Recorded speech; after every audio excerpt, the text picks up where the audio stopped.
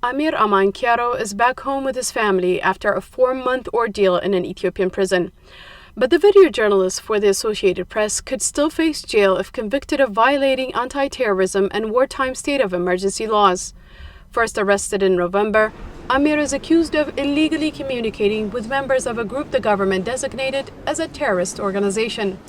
Under a state of emergency that was in place until February, journalists could be penalized for interviewing members of armed groups, including the Oromo Liberation Army. Amir and a freelancer, Thomas Ingeda, were detained but never charged, the AP says. The crackdown on the media that this case represents, there is truly no true accusation that can be leveled against Amir. He is a respected, balanced journalist who has covered both sides of the conflict.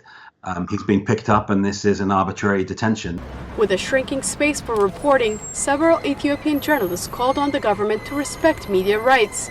In 2021 alone, their open letter says 46 journalists were detained, making Ethiopia one of the worst jailers of journalists in Africa.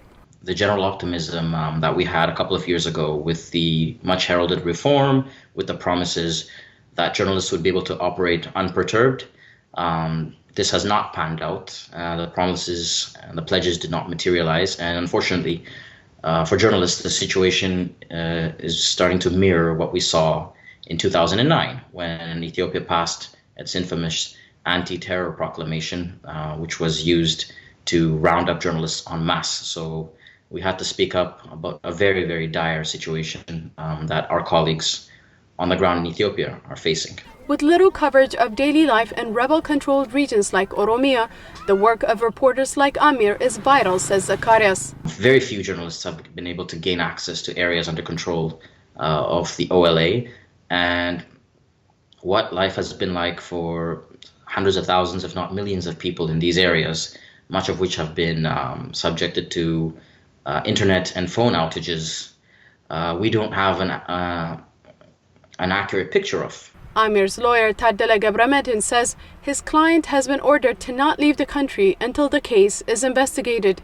He's accused of working with foreign media outlets and, quote, spoiling the country's development plans, end quote, through negative reporting. VOA reached out to the Office of the Prime Minister, the Communications Ministry, and the Attorney General's office requesting comment, but received no response. Phillips says it's important to shine a light on cases like this. We will continue to cover the story of journalists who are unjustly held.